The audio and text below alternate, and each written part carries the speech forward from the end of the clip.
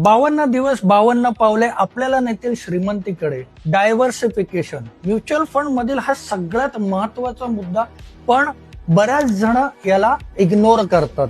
त्याच्या मागचं कारण एक आहे की बरेच जण म्युच्युअल फंड मध्ये गुंतवणूक करतात, पण ते ऑनलाईन किंवा बँकेतून जाऊन करतात. कोणाच्या तरी ऍडवायझरी थ्रू न जाता ते कोणीतरी मित्र सांगते किंवा नातेवाईक सांगते त्यांच्या थ्रू म्युच्युअल फंडला सुरुवात करतात आणि पुढे जाऊन त्यांचे रिटर्न्स बनत नाही. एक उदाहरण बघितलं, चैतन्य जीवेशचा मित्र, त्याने ऑनलाईन SIP ला सुरुवात केली. जवळपास 1 ते 2 फंड मध्ये सुरुवात केली आणि ज्या वेळेला मार्केट डाऊन आलं त्यावेळेला त्याचे रिटर्न्स खूप मायनस मध्ये दिसायला लागले. पण त्याच्या समोर जीवेशने ऍडवायझर थ्रू स्वतःची म्युच्युअल फंडची जर्नी स्टार्ट केली आणि मार्केट डाऊन झालं तरीही त्याच्या पोर्टफोलिओला तेवढा इम्पॅक्ट पडला नाही.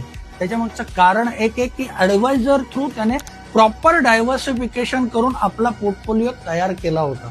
जर तुम्हाला सुद्धा प्रॉपर ऍडवायझर थ्रू डायव्हर्सिफिकेशन करून आपल्या रिस्क ॲपेटाईट प्रमाणे गुंतवणुकीला सुरुवात करायची असेल तर मला आजच दिलेल्या नंबरवर व्हॉट्सअपवर मेसेज करा.